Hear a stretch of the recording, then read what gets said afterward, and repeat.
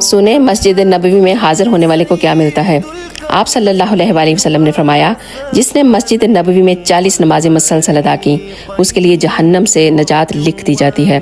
ایک اور جگہ آپ نے فرمایا کہ اگر کوئی پاک اور صاف ہو کر میری مسجد میں نماز کی ادائیگی کے ارادے سے نکلا جہاں تک کہ اس نے نماز ادا کر لی تو اس نماز کا ثواب ایک حج کے برابر ہوگا۔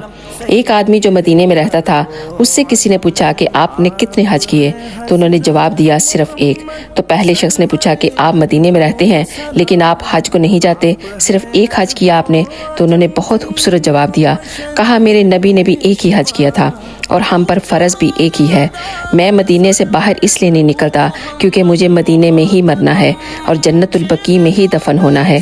اللہ تعالیٰ سے دعا ہے کہ یا اللہ پاک ہمیں بھی جنت البقیع کی قبر نصیب فرما اور ہم سب کو اپنے نبی کے قدموں میں جگہ عطا فرما، آمین یا رب العالمین۔ اگر ویڈیو اچھی لگے تو ضرور شیئر کیجیے۔